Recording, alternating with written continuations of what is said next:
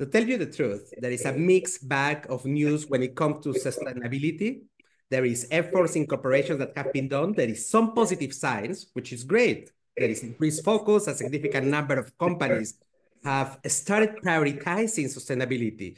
Over 98% of Standard Poor's 500 companies publish sustainability reports. There is a big number of companies claiming net zero commitments, representing 90% of the global GDP that have pledged to reach net zero emissions by 2050. A lot of employees also look at the sustainability reports in order to decide if they can join a company. But from the other side, there is certain challenges and concerns. One is greenwashing, concerns about companies making misleading claims about their sustainability efforts. There is a lack of standardization that makes it super difficult to assess the true sustainability performance. And there is some doubts that certain aspects or activities, initiatives are having a measurable impact. Today, I wanted to have a discussion with Michel Heitzmann. He is the creator of Vital Growth, a framework for sustainable leadership.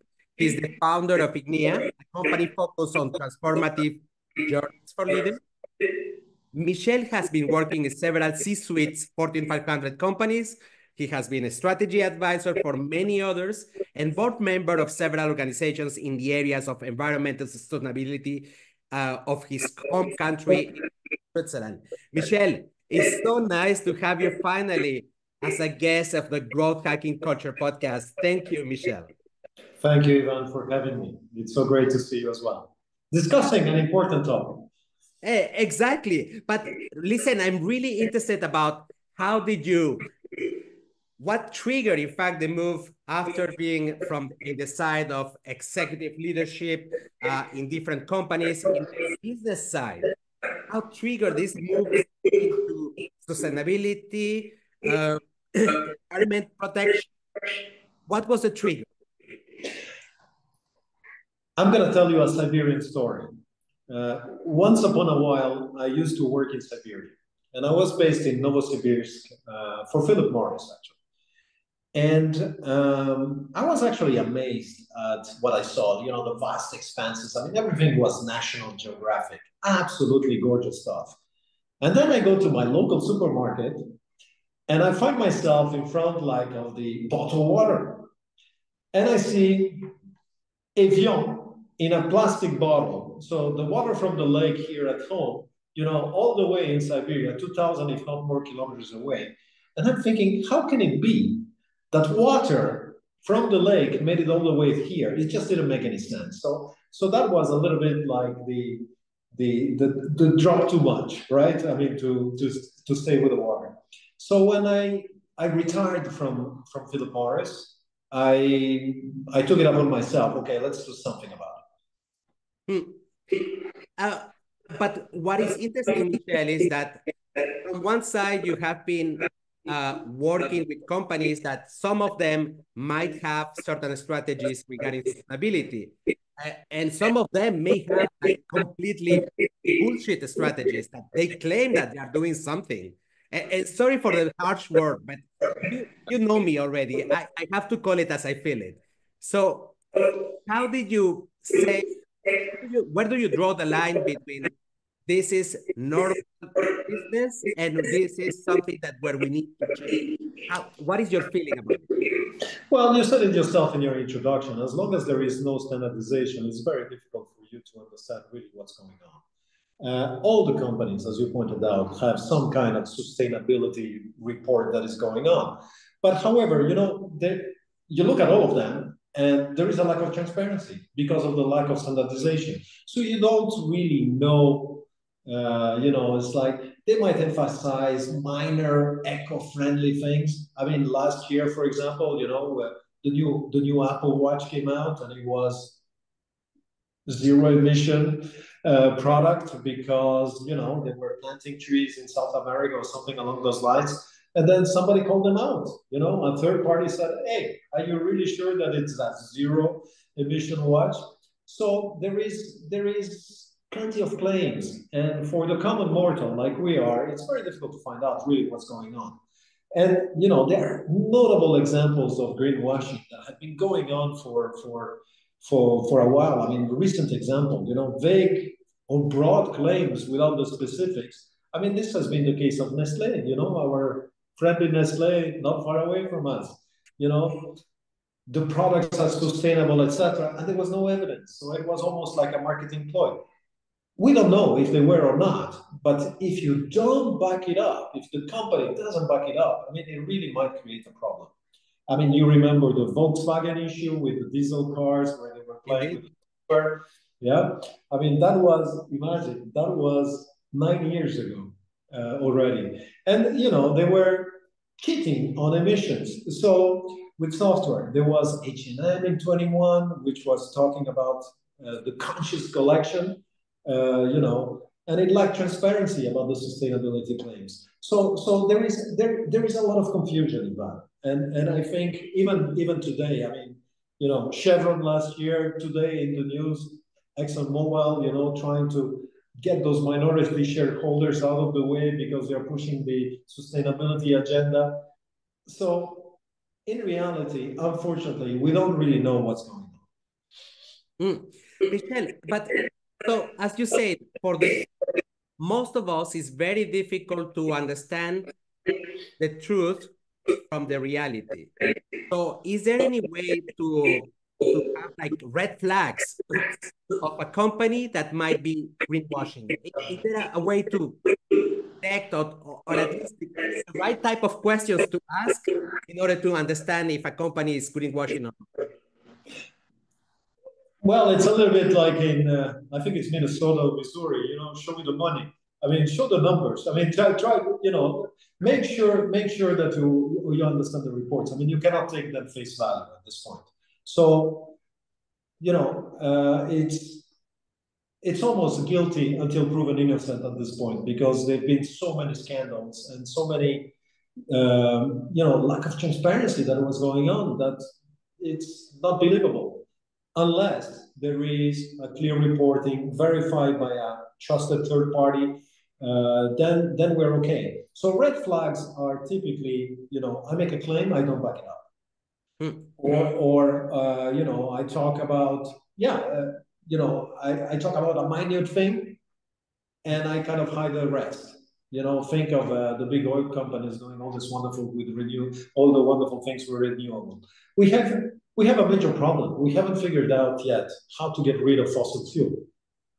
And as a result of that, there's always going to be some kind of spin or marketing going on in order to find the truth. And I have the impression that that's one of the biggest challenge, that if you treat sustainability as a marketing exercise, it will never work, because marketing is about beautifying the reality or highlighting positive points. And it's not about telling the full truth. Today, when you look at a financial report where there is a sustainability section, you see numbers, but in the sense that we have put 1 million for that cause, but it doesn't tell you exactly how it was spent for that cause. And that's a little bit unfair for most of us.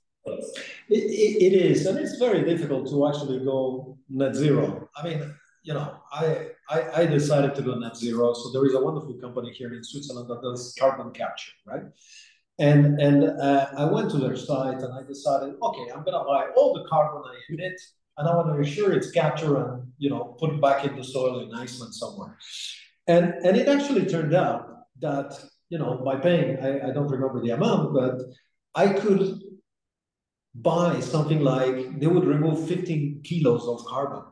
I mean, the average citizen in Switzerland is emitting every year anywhere between 10 to 15 tons. So even, as an individual is super difficult. So in effect, what you need to do is have how much is the business actually emitting and how much are these, efforts contributing to reducing and balancing this thing.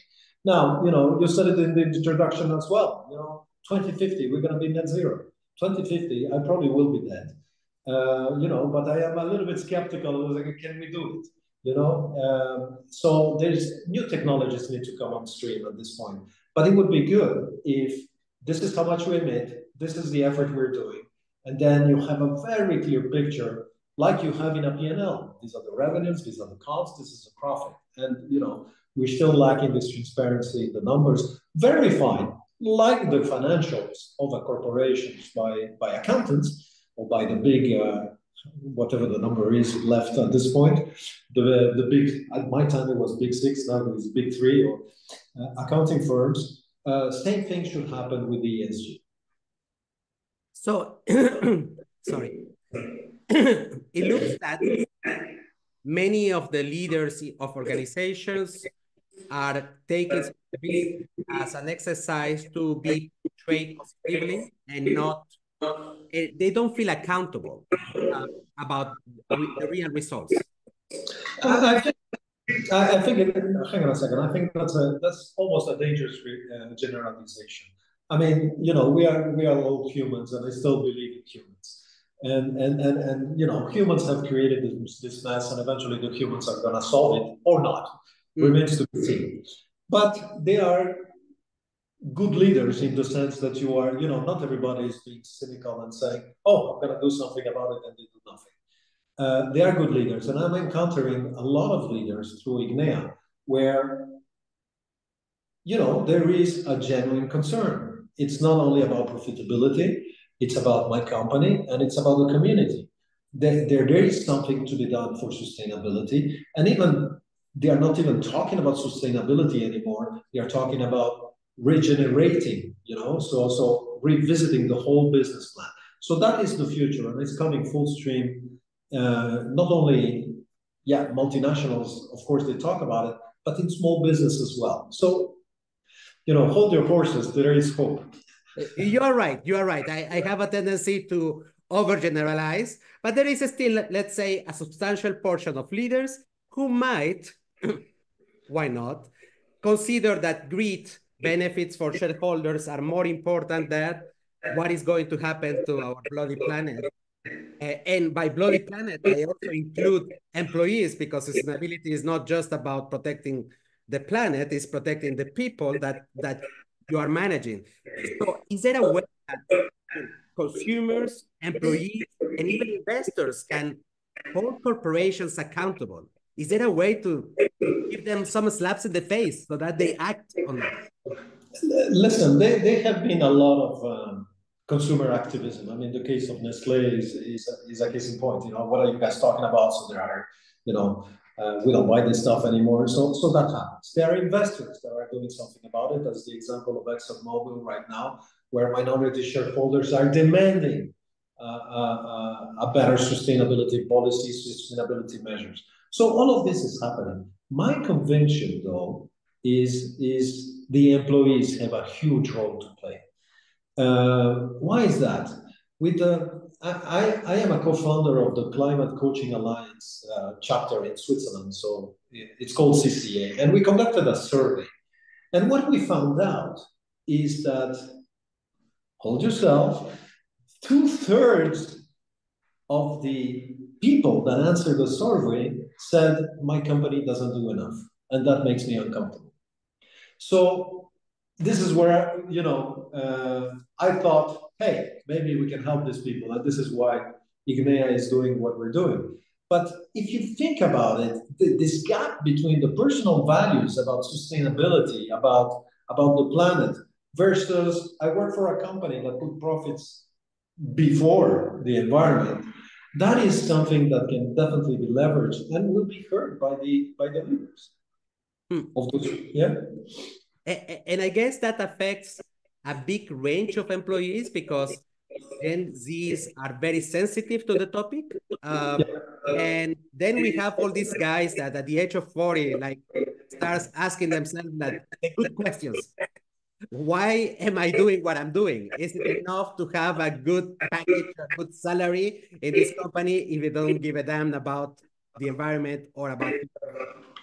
And so we were discussing about your work on Ignea, and you mentioned that there is a substantial number of people who cares about sustainability. But I'm interested to know what are the key challenges that they mentioned to you. We want to promote that, but it is difficult. What are they mentioning as obstacles to achieving true sustainability? Well, there is the issue of quarterly reporting. You need to show profits. There is also, the rules are not that clear. It's like every country has its own rules in terms of the regulatory framework can still evolve. And there is something that is worth talking about. Yeah, the concept like we have in Switzerland. I mean, you bring your garbage to the déchetterie or to wherever you throw it away. You have to pay for your waste, right? And the same concept with the carbon tax. And if there was a global carbon tax, I mean, we would be making tremendous progress. In the sense, you pollute, you pay, and it gets more and more expensive to pollute. I mean, creativity is going to come in a snap. Now that is not happening right now. So there is the profits in the short term, but there's also the fact that there isn't like a huge incentive to change, other than perhaps consumers talking about it, or the advocates calling you out. Now I've been looking at this climate advocates. And what I'm actually hearing is very interesting. There is a little bit of resistance to people that throw soup on the Mona Lisa. It's like a lot of people say, "Hey, it's not for me. It's a little bit too extreme."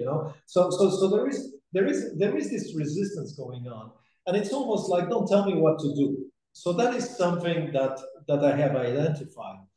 However, as I was saying before, when you have 2/3 of the employees that feel, we're not doing enough, that is really the fuel.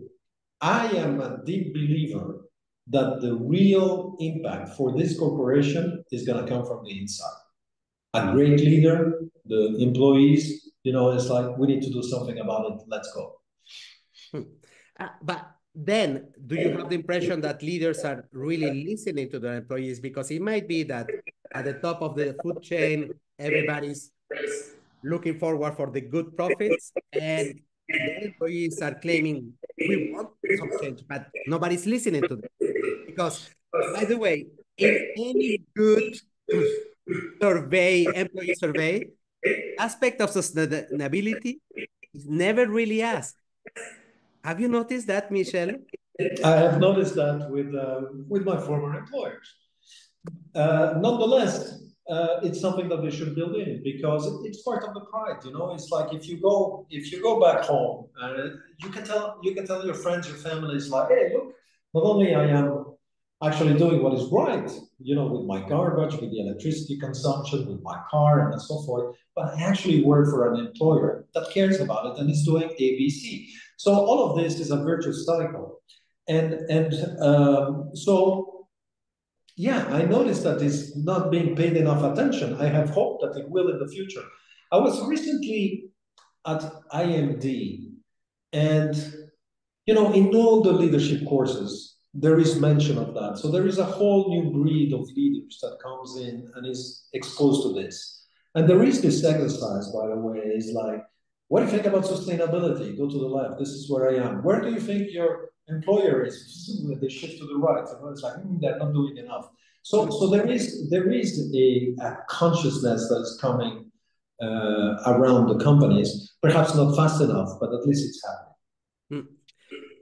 Michel, let's talk, because we are talking about sustainability without having like a good frame of reference, so that people do not think that when Michel is talking about sustainability, he's talking about saving the planet. There is more to that. Do you have your own definition about sustainability? Well, listen, I grew up in South America. I worked in Eastern Europe, and I saw plenty of other types of sustainability, right? I mean, yes, there is definitely the planet, but if you read the UN development goals, sustainability, as they call it, where there is education, there is eradication of poverty, there is, medicine for all, and etc. I mean, you start looking at that, it's like, maybe there is far more that we can do. other than we are doing today, and not only for the planet. Incidentally, the planet will be fine. It will continue to exist. We might have a problem. Indeed, indeed. Can we do sustainability when, as imagine the typical C-suite guy, 50 plus, around 50 plus, and he has only devoted his life for the growth of the company. And suddenly some younger people comes and tells them, listen, the world is changing. But this guy hasn't unlearned the old ways. Is there a way to help a leader who, for the time being, is into the area, I don't care, it's not my problem. I will not be there, in fact, when everything goes to hell. Is there a way to force him into a change that he doesn't even care or he's not aware of? It's difficult to actually find somebody, at least in our part of the world, that doesn't care. So maybe you are describing leaders that I'm not meeting. Because why is that? Because they think about the children and grandchildren. And yeah, we were, I'm part of the generation. Apparently, I'm at the limit of the baby boomer. And we were doing stuff without actually noticing that we were ruining everything. And, I have kids. Eventually, they might have kids. And I have to think about that. So even I, who, you're defining old farts, I'm part of that crowd. And if I can change, I have to believe that other people can change as well. So, but the issue is not convincing. It's actually finding the way to do something about it. At Ignea, we actually came up with something that helps leaders, because you have your personal goal. So, you want to improve your career, you want to shape your legacy, and so forth. Then that's your individual goal. Then you have your community goal, which is all about your company. It's like, again, legacy in terms of if you are the CEO, or how do you want the employees to feel within the company. I mean, there is more. What are the stakeholders? I mean, what are we doing to, our neighborhood and etc. So all of that also becomes, maybe we should change it. And then there is the planetary concerns. I mean, thinking, how am I doing the business? Is there another way of doing my supply chain? Is there another way of doing my retail in order to contribute to that? And therefore, we actually, these three individuals, the community and the planet, we put it together and say, okay, this is a core goal. And the core goal then becomes, part of the strategy of the company once it gets implemented. But it all starts at the top. If the top guy or top lady is not convinced, it's not going to work. So in fact, in my imaginary example of somebody who doesn't care, it's not really that he doesn't care. It's just that his vision was not looking at the right place. But if you look at the right place and you have the right trigger, like thinking about my kids, thinking about people that I really attach, because at the end, we always love something in this earth. It cannot be possible that we don't like anything. So if we put the right perspective, this person will start being passionate with his growth. Yeah, that you understood. Yeah, this is my point. And I think this is something that you also see in behavioral science, right? Mm-hmm. Yeah, perspective. Yes. Now, Michel, I don't want to start cracking jokes about your past in McKinsey because I have already done that. Is there a way to have some effective strategies for corporations to implement meaningful, sustainability measures? So thinking like an engineer, thinking like a consultant, how should they do it? Well, the answer is yes, there is. And then I'm gonna sound like a lawyer. It depends on your business, right?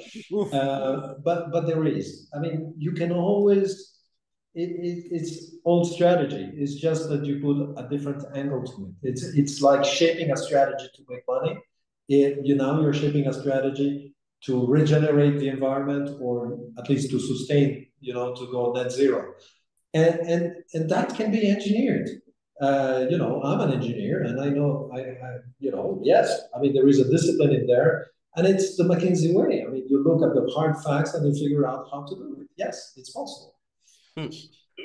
Okay, so in the same ways that I guess that there is companies pay consultants to change processes, to reduce waste, to be more lean and so on, that same methodology can be applied to sustainability. It's not something else. There is no other way to improve things.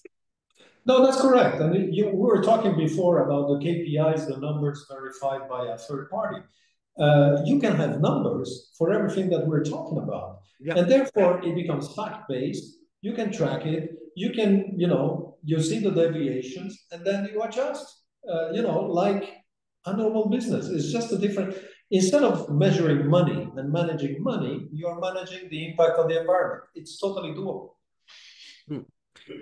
Well, the thing that stays in the back of my head still is that story, because I know that when you say third parties, there is third party. There is third party that you pay a couple of thousands and you get a good rating.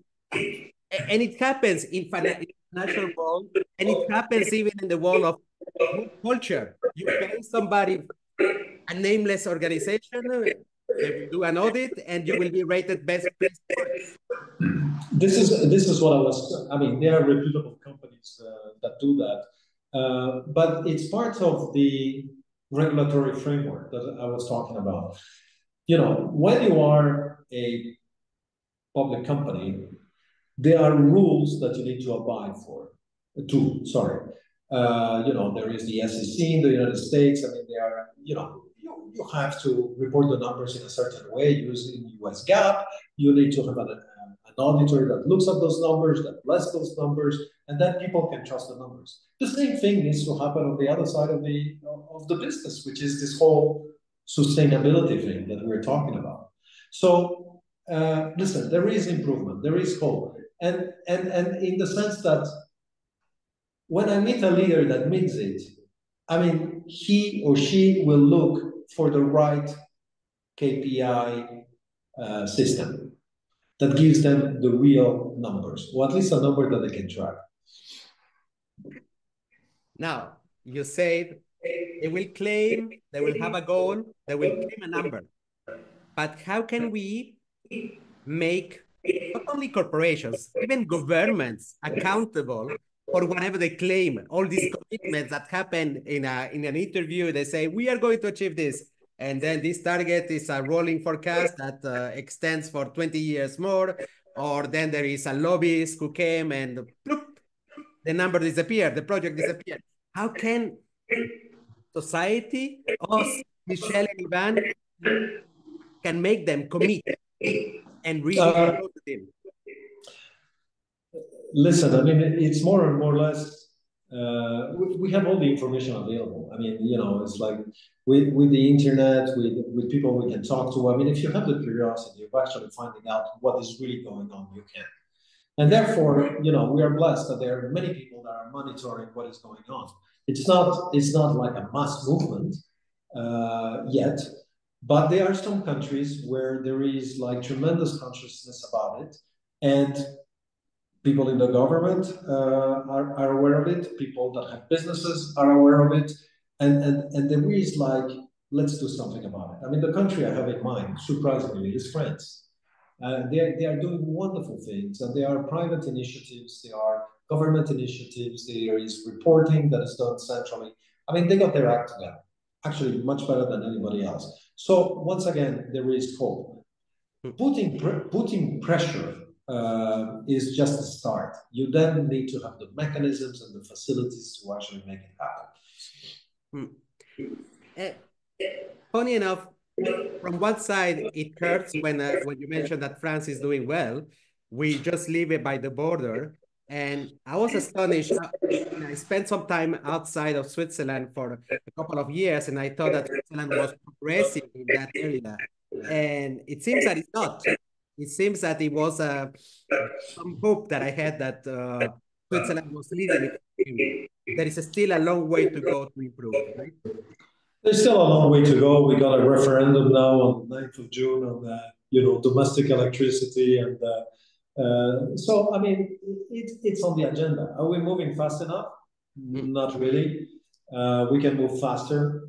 There's been a debate about is nuclear renewable energy or not. I mean, Switzerland decided that it wasn't, which is it's questionable as a decision. Germany did the same thing.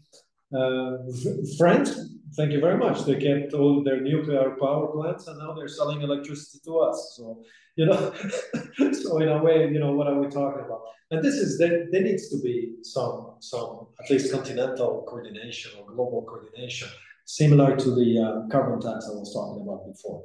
But you're right. Switzerland has some way to progress. Yes. Do you have like any personal heroes, people or companies that have been successful in their sustainability effort? People that you admire or companies that you admire? Listen, I kind of knew that you were going to ask this question, and I thought very hard into what the answer would be. And I'm going to be clever in this one. You know who the hero is? It's the person in the street. It's the person that say, hey, this is not right. And you have plenty of examples of that. And it's moving because of these people, the consumers, the investors, the employees. And those are the real heroes, because those are the ones that once organized under a movement, it's going to work out. Yes, if you want to name a bunch of companies, I mean, Patagonia, for example, is doing wonderful, but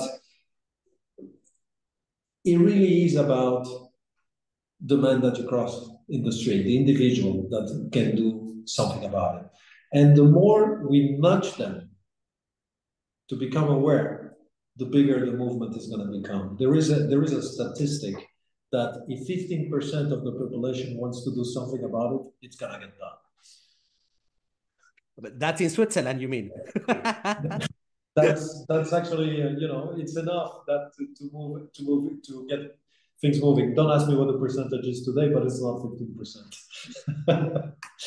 I love this point that you have made, because sometimes it is very difficult for the normal citizen to go and speak up about something that they don't like. Indeed, it's the accumulation of these normal citizens claiming that this is not right that produces changes. Love that, Michel. I will note it, because I was thinking that you had your library of many organizations, but it's a little bit tricky to pick somebody or a person or an organization that has been always doing the right thing or without compromises. It's very difficult. It's super difficult. It's much easier to say, okay, who is the hero businessman that you had? Like in the past, it's the guy who was super innovative and things like that. I mean, that you can find. But here, this is really about, I mean, what we're talking about is humanity and its future. So it really depends on us. I could say Greta, yeah, she was great for awareness, but now she also, other than Trump, she pissed off a lot of people along the way because of the way she was doing it. Kudos on awareness, on style. I'm not sure. Indeed. What advice would you give to individuals interested in promoting sustainability within their own companies? Other than giving me a call? Exactly. They give you a call. I mean, what would you tell them if they give you the call? Well, it's work. It's work to be done in terms of actually, integrating the whole equation into our strategy, as we were talking before. But the most important thing, it starts from, what is my aspiration? Is it only individual? Is it company? Does it also involve the planet? Once you have reached wait a second, I want to have like a real core goal that encompasses the 3 dimensions, then, it's almost 80% of the work done, because then it's hard work, hard facts, adjustments, and etc. So what do I tell them? I will tell them, thank you. Let's go, let's do it. Michel, I almost had the feeling that while you were describing these three dimensions, you were talking about your vital growth framework. Maybe can you tell me a little bit more, because I understand the principles, but I don't know the details. Can you tell me about what can people do if, for instance, they use the vital growth framework that you have developed for sustainable leadership? What can they do about it? Well, I mean, as you pointed out, I worked at McKinsey, so it's that all that experience comes into coming up with this vital growth framework. You have an ambition, you do an assessment, and it could be an assessment in terms of leadership. It could be an assessment in terms of where do we stand with the sustainability and etc. And then you see the gap. Once you understand the gap, guess what? You figure out, how do I close this gap? And then you start implementing, you measure the implementation, and it becomes like a virtuous cycle. So it's, in a way, I don't want to minimize the simplicity of it, but or undermine the whole framework because of its simplicity. But in effect, it's common sense. I want to go there. Where am I at now? How do I close the gap? Am I closing the gap? I'm not closing the gap. Okay, what do I need to do more, etc., etc. And then you are in this virtuous cycle. Michel, the way you put it, it looks simple, but my understanding is that it goes way beyond just the simplicity of explaining. We are talking about something that usually, if we take a frame of comparison, coaching will be about having objectives. Here we are talking about iterations, right? Iterations where like each round, in fact, you are improving. You are calculating the delta. Did I go negative, positive? Do we change? Do we pivot? And that's magnificent. It's not anymore about just having an aspiration and thinking, God, I will never reach there. No, I mean, you're right. You need to take steps. It's continuous improvement in a way. It comes from this philosophy, It's like, you cannot, today I'm like this, tomorrow I'm gonna be like this by magic. No, it's hard work. It takes time. It takes learning. It takes iterations. It takes continuous improvement. Yeah. When it was applied in manufacturing in the 70s and 80s, and everybody in America was looking at the Japanese, what the hell are they doing at Toyota? And we were all looking in awe. I was an industrial engineer at the time. It's like, wow, this is really clever. And with the benefit of hindsight, it's like, hey, we're getting there slowly, but every time that we get closer, we improve. And then once you improve, you can reach, you can aspire to more. Now, I am excluding from this tremendous innovation that will come and help us, right? That is the realm of R&D and actually government funding and other funding, which with people that are going to figure out, how to do carbon capture in the future in an economical way, as opposed to 700 euros per kilo. It should be at around 14, and then we're talking. Not per kilo, per ton. I'm sorry. So there is still work to be done, but in things that we can control, you need to start slow. You need to start short, and you need to make sure that you are patient and reinforce this thing, communicating about it, and understand that you're engaging your employees, you're engaging your stakeholders, and the wheel starts moving in the right direction. And again, you say that it is simple, but just if I think about my personal story and I imagine how difficult it is to take a concept and put a number on it, to have data. We cannot imagine, for instance, how happy do I want to be? It's difficult to quantify that, but once you have a solid methodology, like let's talk about the vital growth framework, you have hard numbers to imagine that are possible, that can be revised, but something that is quantifiable, because we humans, we need a number in order to go and chase it. But this number shouldn't be like out there, that something that will happen in 10 years, but it should be just like, what can I achieve in 3 months? What can I achieve in 6 months, and so on. And that's what I like about your framework, is that it's scientific.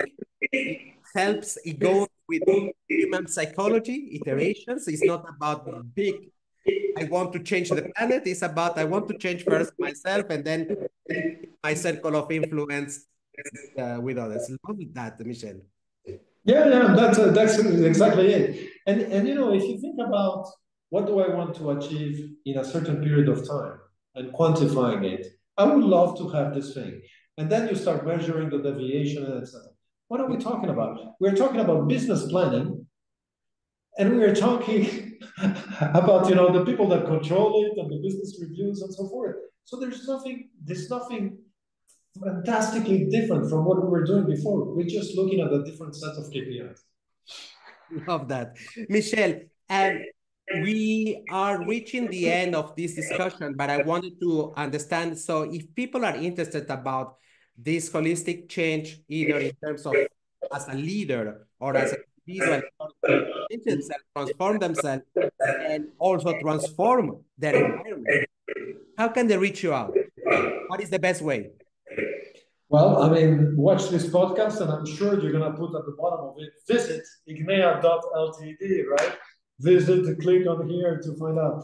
But listen, I'm on LinkedIn. And I'm very accessible. You know, I made sure that people can send me messages. And my philosophy is very simple. Give me a call. If I can answer, I will answer. If I cannot, I'll call you back. Wonderful. So now there is another thing that you need to know about Ignea, which is, you know, I am the founder. We came up with a framework. I discussed with a lot of people and etc. But there is like a mass of former CXOs, consultants, coaches that are called upon each project, and they bring their savoir-faire.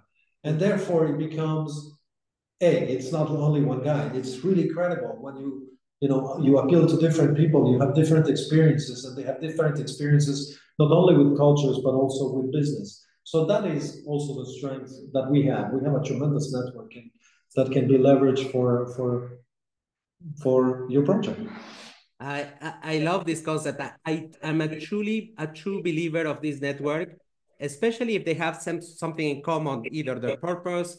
I don't know if the core of Ignea is just to change leaders, or to change, or to impact the planet, or maybe both together, one with the other. If you change, you want to give back to the world. But if they have something in common, that's something that is magnificent, especially if you have established this framework in order that also they can use it in order to explore in a better way how to move forward with these leaders that are struggling at different steps of their life, with things that they want and they cannot achieve because they are limited on their beliefs of what is possible to do in this world. That's amazing, Michel. Michel, I will put the links of that you have mentioned, Ignea Ltd, .ltd, and the one for your LinkedIn profile. And I will, if I put your telephone number, maybe it's too much, but I will definitely, in your LinkedIn page, you have your telephone number. So I don't want that people are calling you in the middle of the night, whatever. Thank you for that.